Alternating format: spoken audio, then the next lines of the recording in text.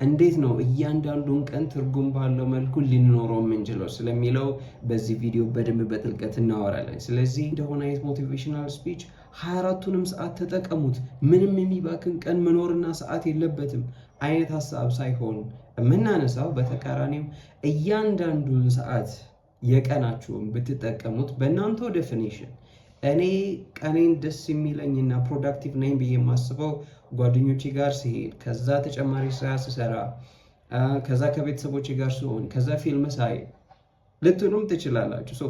በእናንተው ዴፊኒሽን እንዴት ነው እስከ ጥግ መኖር የምትችሉት እያንዳንዱን ቀን ስለሚለው ነው የምናየው። ምክንያቱም አንዳንድ ሰዓት ላይ ፊልም እንኳን ማየት አለብኝ ብላችሁ ማየት እንኳን የማትችሉበት ሁኔታ አለ። ወይም የሚያስደስታችሁን ነገር እንኳን ለማድረግ አሰባችሁ የማታደርጉበት ሁኔታ አለ። በተቃራኒው የሚያስደስተኝን ነገር አረጋለሁ ብላችሁ ስራችሁ ላይ ስትሆኑ አይደለም ያንን ሰዓት የምታባክኑት። ከዛ በተቃራኒው እንዲህ ውላለሁ ብላችሁ በማትጠብቁበት እና ኤክስፔክት በማታደርጉበት አይነት ሁኔታ ላይ ቀናችሁን የምትሉበት ሁኔታ አለ። ስለዚህ እንዴት ነው እያንዳንዱን ቀን እስከ ጥግ መኖር የምትችሉት? እንዴት ነው እያንዳንዱን ሰዓት እስከ ጥግ ኤክስፒሪየንስ ማድረግ የምትችሉት ስለሚለው ነው የምናወራው። 24 ሰዓት ነው ያለው በቀን ውስጥ። ስለዚህ 8 ሰዓቱን ፎር ሹር ለእንቅልፍ አስቀምጥ ነው እና 16 ሰዓት አለ እንበል። ስለዚህኛው 16 ሰዓት ነው እያወራን ያለ ነው። ጠዋት ስንነሳ እንደ ኢትዮጵያ ባህል የምንጸልየው ጸሎት አለ። እንደ ፈቃድህ አውለኝ ብለን የምንወጣው።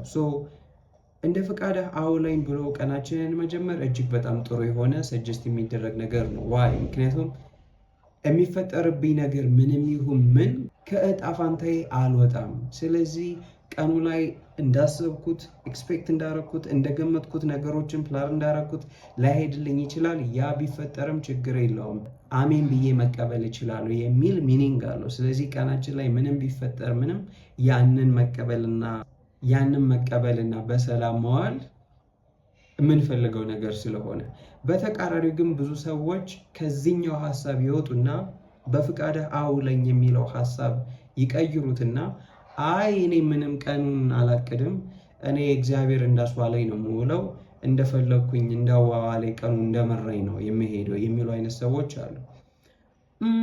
ለተወሰኑ አይነት ሰዎች ይሄ ሊሰራ የሚችል ይመስለኛል። ምክንያቱም አንድ ጓደኛዬ ነበረ ጸሐፊ። እንዴት ነው የምትጽፈው? ቀንህን እንዴት ነው ፕላን የምታደርገው ስለው የጽህፈት ስራው ቆይ አሁን ልድረስ እስኪ ከጠዋቱ 3 ሰዓት እስከ ማታ 11 ሰዓት ተጽፋለሁ ሀሳቡ ይመጣልኛል ብለህ የምታስበው ነገር አይደለም። ስለዚህ ያሉ ሪሶርሶች አሉ። የሆነ ሰዓት ላይ ጻፍ ሊል ይችላል። የሆነ ሰዓት ላይ ደግሞ ለአይዲያ እንዲያመች ከሰዎች ጋር ባወራው የምትልበት ሞመንት አለ። ስለዚህ ሁኔታው እንዳመራ ነው የምትውለው የሚል አይነት ሀሳብ ሰጥቶኛል። ግን እንደዛም ሆኖ መዋል በምትፈልገው ልክ ነው ወይ የምትውለው የሚለውን ሀሳብ አንስቼለት ነበር። ዴፊኒትሊ መዋል የሚፈልገውን ቀን ነው የሚውለው። ምክንያቱም አርቲስቲክ ኢንተረስት ላይ ያላችሁ አይነት ሰዎች ስትሆኑና ስራችሁ አርቲስቲክ ፐርሱት ከሆነ ስፔሲፊክሊ ይህንን የጥበብ ስራ ከዚህን ሰዓት እስከዚህን ሰዓት መስራት አለብኝ ብላችሁ ላታስቡ ትችላላችሁ። ግን የምታደርጉት ነገር በሙሉ ኢንካውንተር የምታደርጉት እያንዳንዱ ነገር ከጥበብ ጋር ከእናንተ ከምትሰሩ ስራ ጋር ስለሚገናኝ፣ በተቃራኒው ግን ብዙ ስትራክቸር የሚፈልጉ ስራዎች አሉ፣ ብዙ ስትራክቸር የሚፈልጉ ሰዎችም አሉ። ምክንያቱም በዚህ ቀን ይህንን አረጋለሁ በዚህ ቀን ይህንን አረጋለሁ ካላላችሁ ከ5 ዓመት በኋላ ወይ ከ10 ዓመት በኋላ ብዙ ነገሮችን ማስተካከል የምትችሉበት እድሜ አልፎ ይህንን ነገር ማድረግ ነበረብኝ የሚል አይነት ጸጸት ውስጥ ነው የምትሆኑት። ብሊቭ ሚ እንደዚህ አይነት ሰዎች ደግሞ መሆን አትፈልጉም። ምክንያቱም ፐርሰናሊ የሳይኮቴራፒ አገልግሎት ፈልገው የሚመጡ ሰዎች መካከል እንደዚህ አይነት ሰዎች ስለሆኑ ቁጭት ላይ ሳትደርሱ እንዴት ነው መዋል የምትፈልጉትን ቀን ሁሉ እስከ ጥግ ድረስ መዋል የምትችሉት ስለሚለው እናወራ። በመጀመሪያ አስፈላጊ ነው ብዬ የማስበው ነገር እያንዳንዱ ቀን ላይ የምታወጡትን እቅድ እንደሆነ አይነት እስር ቤት አይደለም መታየት ያለበት። ብዙ ሰዎች ግን ያንን ያደርጋሉ። ፐርሰናሊ ቀናችንን ፕሮዳክቲቭ ሆነ እንድንውል ስኬጁል መጠቀም አለብን የሚል አይነት ሀሳብ ሲነሳ ጠዋት እነሳለሁ፣ ይሄንን አደርጋለሁ፣ ከዛ ይሄን ያነባለሁ፣ ከዛ ይሄን እሰራለሁ፣ ከዛ እንደዚህ ያደርጋለሁ፣ ከዛ ይሄ እሰራለሁ። እንደዛ ሲሆን የሆነ አይነት ባርነት ነው ውስጣችሁ መስሎ የሚሰማው። ስለዚህ ለአንድ ለሁለት ለሶስት ቀን በዛ መልኩ በዛ ስኬጁል ልትሄዱና ልትሰሩ ትችላላችሁ። ከዛ በኋላ እጅግ በጣም የሚያናድድ ራሳችሁን የመውቀስ አይነት ስራ ውስጥና ኃላፊነት ውስጥ ነው የምትገቡት። ሰዎች ስኬጁል መጠቀም የማይፈልጉበት ምክንያት ለራሳቸው ይህንን አረጋለሁ ብለው ቃል ከገቡ በኋላ ያንን የማያደርጉበት ሁኔታ አለ። ስለዚህ ይሄንን እሰራለሁ ብላችሁ ቃል ከገባችሁ በኋላ ያንን አለመስራት ውስጣችሁን ይወቅሰዋል። እንደገና ደግሞ እስር ቤት ይሆናል። ምክንያቱም በዚህ መልኩ ነው መዋል የምፈልገው ብላችሁ የተሻለ አዋዋል ወይ ጓደኞቻችሁ ይጠሯችኋል፣ ወይ ሌላ አዲስ ሜትር ታገኛላችሁ። መስራት የምፈልገውን ነገር መስራት አለብኝ ብላችሁ በምታስቡበት መንገድ አይሆንም። ስኬጁሉን እንደሆነ አይነት እስር ቤትና እንደሆነ አይነት የማይቀየር መጽሐፍ ቅዱስ ቃል አድርጋችሁ ነው የያዛችሁት። በተቃራኒው እስኪ ከዛ አይነት የስኬጁል አወጣጥ ወጣ እንበልና ለአይነት ሜትር ልስጣችሁ። በመጀመሪያ ደረጃ መኖር የምትፈልጉትን ህይወት ከ10 ዓመት በኋላ እንድታስቡ ትፈልጋል። ከዚህ በፊት አስባችሁ የምታውቁ ሰዎች ጥሩ ነው። ይህንን ኮንቨርሴሽን ዝም ብላችሁ መከተል ትችላላችሁ። ካልሆነ ግን አንድ ፔጅ ታወጡና እንድትጽፉልኝ ይፈልጋሉ። ይሄ ለራሳችሁም የሚቀመጥ ነው። ስለዚህ በ10 ዓመት ህይወቴ ውስጥ ምን አይነት ላይፍ ነው የሚኖረኝ? ከራሳችሁ ህይወት አንጻር፣ በዙሪያችሁ ካሉ ሰዎች ህይወት አንጻር፣ ከስራችሁ ህይወት አንጻር፣ ከፍቅር ህይወታችሁ አንጻር በዚህ መልኩ በደንብ እንድትጽፉ ትፈልጋለሁ። በአንድ ፔጅ ውስጥ እጥር ምጥን ያለች የ10 ዓመት የህይወት አኗኗር ላይፍ ስታይል። እንደን ከዛ በኋላ ተጨማሪ ሌላኛው እንድታደርጉልኝ የምፈልገው ነገር ምንድን ነው? ሌላ በአንድ ገጽ ውስጥ በዚህ ዓመት ውስጥ ምንድነው ማድረግ ያለብኝ የሚለውን ማስቀመጥ። የዓመት እቅድ የምታቅዱ ሰዎች አላችሁ፣ እጅግ በጣም ጥሩ ነው። ይህን ቪዲዮ ከምትከታተሉበት ጊዜ ጀምሮ እስከ ቀጣይኛው ዓመት ድረስ ምን ነገሮችን ማድረግ አለባችሁ? እንግዲህ ይህንኛው እንድታቅደው የምፈልገው አውትከሙን አይደለም። መኪና ይኖረኛል፣ ቤት ይኖረኛል፣ ይህን ያክል ገንዘብ እሰራለሁ የሚለው ጥሩ የሆነ አይነት እቅድ ነው። ታትስ ፋይን። እንደ ቢዝነስ ፕሮጀክት ያንን አይነት እቅድ ታቅዳላችሁ። ግን እንደ ራሳችሁ እንደምትኖሩት የግል ህይወት ልታደርጓቸው የምትችሏቸው ኢንፑቶች ላይ ብታቅዱ ሞር ከራሳችሁ ጋር ጤናማ የሆነ አይነት ሰልፍ ስቲም ነው የሚኖራችሁ። ሁለቱ እንዴት እንደሚለያይ ልንገራችሁ። አንደኛው ተማሪ ከ90 በላይ ማምጣት አለብኝ ብሎ ያቅዳል። ይሄ አውትከም ላይ መሰረት ያደረገ እቅድ ነው። በተቃራኒው ሁለተኛው ተማሪ ደግሞ ዘንድሮ ለማትስ በቀን 4 ሰዓት መስጠት አለብኝ፣ በዛ መልኩ ማንበብ አለብኝ ብሎ ያቅዳል። ሞር ፕሮዳክቲቭ እና ጥሩ ይሆናል ብዬ የማስበው ልታረጉት የምትችሉትን ነገር ብቻ ማቀድ ስትችሉ ነው። እንደ ኢንፑት የምታወጡት እቅድ አውትከማችሁ ጋር የሚቀራረብ መሆን አለበት ኦብቪየስሊ። ምክንያቱም ዝም ብላችሁ እያለፋችሁ ውጤት የማያመጣ አይነት ተግባር ውስጥ መግባት አትፈልጉም። ስለዚህ ምናልባት እቅዱ መሆን ያለበት ኦኬ፣ በቀን 4 ሰዓት ላጠና እችላለሁ፣ ግን በዛ በማጠናበት በ4 ሰዓት ውስጥ ጥሩ የሚባል ውጤት እንዴት ማምጣት እችላለሁ የሚለው ጥሩ የሚባል ሜትድ ነው። በተቃራኒው ግን በዚህ ዓመት መኪና መግዛት አለብኝ ወይ በዚህ ዓመት ፎር ማምጣት አለብኝ ወይ በዚህ ዓመት ማግባት አለብኝ የሚል አይነት እቅድ፣ አንደኛ ያንን ያሰባችሁትን እቅድ ካልተገበራችሁ ወይም እየተገበራችሁት እንዳልሆነ ሲሰማችሁ ራሳችሁን የመቅጣት ራሳችሁን መጥፎ አይነት ስሜት ውስጥ የማስገባት አይነት ቴንደንሲ አለው። በዚህ ዓመት ማግባት አለብኝ የሚል አይነት ውሳኔ ሲነሳ ባይዘው እንደዛ የሚያደርጉ ሴቶች አሉ። ከቤተሰቦቻቸው የሆነ አይነት ሀሳብ ይቀበሉና የሆነ አይነት ሚሽን ይቀበሉና ከቤተሰቦቻቸው ጋር ያላቸው ግንኙነት ጥሩ ሳይሆን ሲቀር ከዚህ ቤተሰብ እንደምንም ብዬ መውጣት አለብኝ፣ የምመረቅበት ጊዜ ደርሷል፣ ከተመረኩኝ በኋላ እዚህ ቤት ብቀመጥ እነኚህ ሰዎች ጸባያቸው አያስችለኝም፣ ስለዚህ ከቤት መውጣት አለብኝ። እንዴት ነው መውጣው? አግብቼ መውጣት አለብኝ የሚል አይነት ውሳኔ ይገባና አውትከማችሁ ማግባትና ማግባት እስከሆነ ድረስ ምንም አይነት ሰው ልትመርጡ ትችላላችሁ፣ ወይም በጊዜ ጥሩ የመሰላችሁትን ሰው ዝም ብላችሁ ልትመርጡ ትችላላችሁ። ስለዚህ አውትከም ላይ መሰረት ያደረገ ነገር ሊሆንም ላይሆንም ስለሚችል ካልሆነ ራሳችሁ ነው ልትወቅሱ የሚችሉት። በተቃራኒው ግን ማግባት የምትፈልግ ሴት ምን ብላ ልታቀድ ትችላለች? በዚህ ዓመት አታችመንት ስታይሏን ታስተካክላለች። ከዛ በኋላ ከሰዎች ጋር ያላትን ኢንጌጅመንት እንደዛው ትጨምራለች። ምክንያቱም ባል የሚገኘው ቤት ቁጭ ብሎ ሲዋል አይደለም፣ ከሰው ጋር ሲተዋወቁ ነው። ያሉብኝ ስህተቶች እና ያሉብኝ ችግሮች ምንድን ነው እንደ ባህሪ የሚለውን ታጠናለች፣ ያንን ታስተካክላለች። አለባበሴን እና ውበቴን መቀየር አለብኝ ብላ ታስባለች፣ ያንን ታስተካክላለች።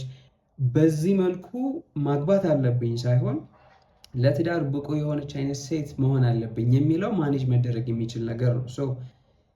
በምታወጡት የአንድ ዓመት እቅድ ውስጥ እናንተ እንደ ኢንፑት ልታረጉት የምትችሉት አውትከሙ ግን ሊሆንም ላይሆንም የሚችልበት ሁኔታ እንደሚኖር አስባችሁ እንደዛ እንድታቀዱ ትፈልጋለሁ። ስለዚህ በአንድ ዓመት ውስጥ ማድረግ ያለባችሁ ነገሮች ፕላን ካረጋችሁ በኋላ ቀጣይ የሚመጣው ነገር ምንድን ነው? ያ እቅድ አለ። እያንዳንዱን እቅድ ወደ 365 ቀን መተርጎም ነው። ስለዚህ ቁጭ ብላችሁ የ365 የቀን እቅድ አውጡ እያልኩኝ አይደለም።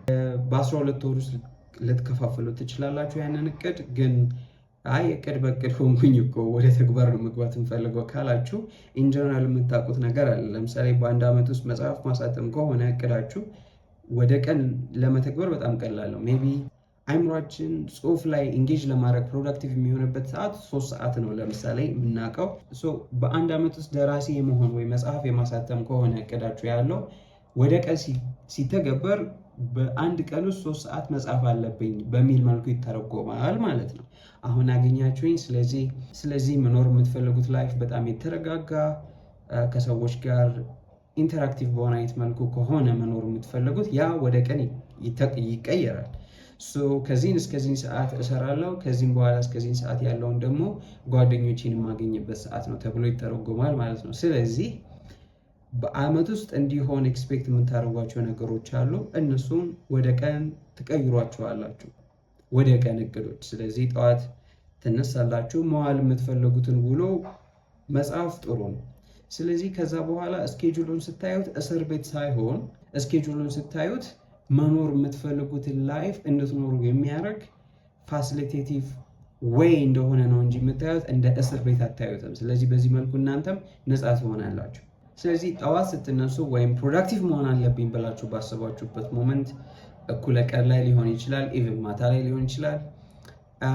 እስኬጁል ማውጣት ጥሩ ነው። ምንድን ነው ማድረግ የምፈልገው? ኦኬ የቀረኝ ሰዓት አለ፣ በዛ ውስጥ ምንድን ነው ማድረግ የምፈልገው የሚለው ማውጣት ያስፈልጋል። ከዛ በኋላ ደግሞ ተጨማሪ ሌላ ቲፕ ምንድን ነው ሰጀስት ማድረጋችሁ፣ ጠዋት ላይ እወላለሁ ብላችሁ ባሰባችሁት ልክ አትውሉ። ፎር ሹር ይህ ሀፕን የሚያደርገው ለምንድን ነው? ኮንሰፕቹዋል ኖሌጅ እና አክቹዋል ኖሌጅ ስለሚለያይ ነው። ለምሳሌ ጠዋት ተነስታችሁ ፓስታ መግዛት አለብኝ እነ ሸምሱ ሱቅ ጋር ስለሆነ የምገዛው 2 ደቂቃ ነው የሚፈጅብኝ ብላችሁ ትወጣላችሁ። ከዛ በኋላ ሸምሱ ሳይታሰብ ዘግቷል። ከዛ በኋላ ተጨማሪ 10 ደቂቃ በየሱቁ ትዞራላችሁ ማለት ነው። ዩዥዋሊ እንደዚህ አይነት ነገር አለ። የሆነ ነገር መግዛት እንፈልጋለን። መግዛት የምንፈልግበት ቦታ ስንሄድ አናገኘውም፣ ወይ ሌላ ቦታ እንገዛለን፣ ወይ ገንዘብ ጨምረን ሌላ እቃ እንገዛለን። ያ አይነት ነገር ሀፕን ያደርጋል።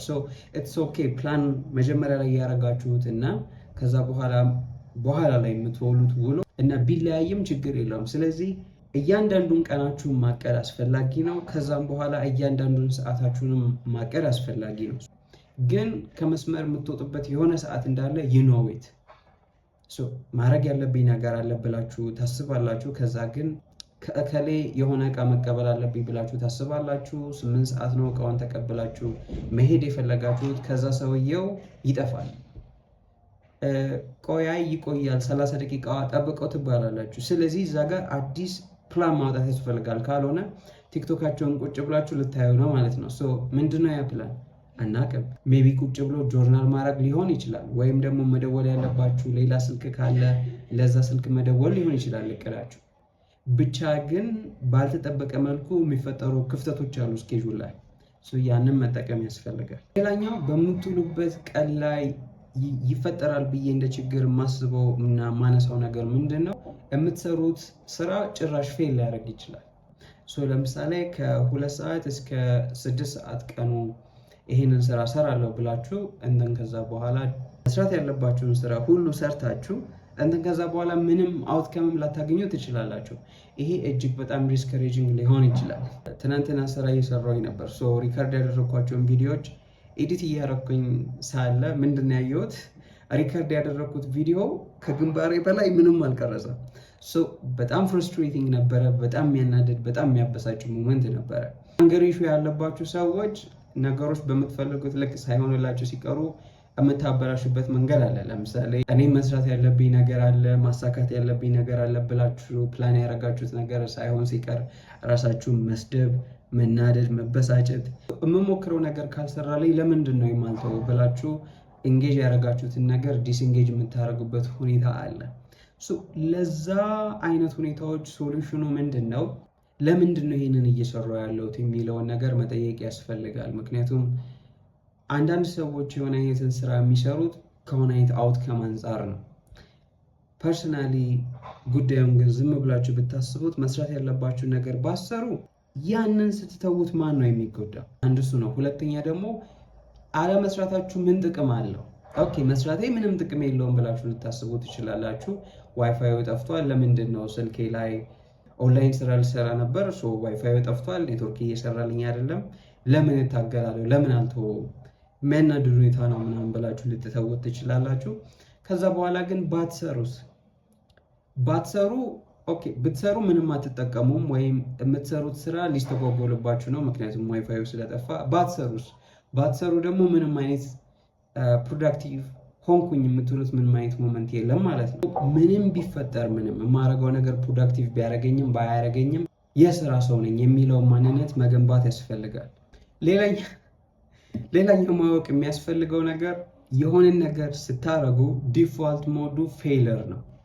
የሆነ አይነት ቢዝነስ የሆነ ሰው ለመጀመር ቢሞክር ኤክስፔክት ማድረግ ያለበት ፌለር ነው። ምክንያቱም ሰክሰስ ከስንት አንዴ እንደ ድል የሚመጣ ነገር ስለሆነ የሆነን ሰው ደውዬ የሆነ ነገር ልጠይቀው ካገዘኝ ብላችሁ ስታስቡ ስትደውሉለት መጠበቅ ያለባችሁ ነገር እምቢ መባልን ነው። ምክንያቱም ከስንት አንድ ነው ጥሩ ሰዎች እና ጥሩ አጋጣሚዎች የሚገናኙት እና የሚመቻቹት። ዲፋልት ሞዱ ፌለር እንደሆነ ማወቅ እጅግ በጣም ጥሩ ነው። ምክንያቱም ዲፋልት ሞድ ሰክሰስ ቢሆን ኖሮ ብዙ ሰዎች የሚፈልጉትን ነገር ወዲያው ክሊክ እያደረጉ ሲያሳኩ ታዩ ነበረ። አንድ ቲኔጀር ልጅ እያወራኝ ነበረ። ብዙ ነገሮችን ለማድረግ እሞክራለሁ፣ ብዙ ነገሮችን ለማድረግ ጥሬያለሁ፣ ግን አይሳካልኝም። የማደርገው እያንዳንዱ ነገር ይከሽፋል። እኔ ላይ ምን አይነት ችግር እንዳለብኝ አላቅም የሚል አይነት ሀሳብ ነበረ ሲያነሳልኝ የነበረው። ስለ አለው ወርልድ ቪው ስናወራ ሎው ኦፍ አትራክሽን ላይ መሰረት ባደረገ መልኩ ነው ስለ ህይወት ያለው አመለካከት። ማለት የሆነን ነገር ካሰብኩትና ካለምኩት አገኘዋለሁ የሚል አይነት ሀሳብ ላይ መሰረት ያደረገ ህይወት ነበረ ሲኖር የነበረው። ብዙዎቻችሁ ግን አሁን እራሳችሁ እንድታዩ የፈለገው ነገር ወደኋላ ሄዳችሁ ህይወታችሁን ስትመለከቱ ብዙ ነገር ሞክረን ፌል ያደርጋል። እስኪ አሁን ከ18 ከ19 ዓመታችን ጀምሮ ስንሰራ የነበረውን ስራ አስቡት። ብዙ ነገሮች ፌል ያደርጋሉ። የመጀመሪያው ስራ፣ ሁለተኛው ስራ፣ ሶስተኛው ስራ ቢሳካም ትንሽ ተሳክቶ ፌል ያደርጋል። እንዳትስ ኖርማል። ያ ብዙ ነገሮች ስላልገባንና ስላልተረዳን እና በእድል ስላልተገናኘን የሚፈጠር ፌለር ነው እና ያንን ፌለር ከእናንተ ማንነት ጋር ማገናኘት አያስፈልግም። ምክንያቱም ዲፋልት ሞድ የሆነ ነገር ስትሞክሩ ኤክስፔክት የምታደርጉት ናቹራሊ ሀፕን የሚያደርግ ነገር ፌለር ስለሆነ እሱን ማወቅ እያንዳንዱን ቀናችሁን እና እያንዳንዱን በቀን ውስጥ ያሉ ሞመንቶች እስከ ጥግ ድረስ እንድትኖሩት እድል የሚሰጥ ነው። ስለዚህ የምትፈልጉትን ህይወት የምታቅዱ ከሆነ እና ያ ከ10 ዓመት በኋላ ከ5 ዓመት በኋላ ከምትኖሩት ህይወት ጋር የሚገናኝ ከሆነ እያንዳንዱን ሰዓት በምን መልኩ ነው መዋል ያለብኝ የሚለውን ካቀዳችሁ፣ ከዛን ባቀዳችሁት ልክ ነገሮች ካልሄዱ በራሳችሁ የምታስተካክሉበት ሁኔታ ካለ የምትፈልጉትን ቀን ዋላችሁ ማለት ነው።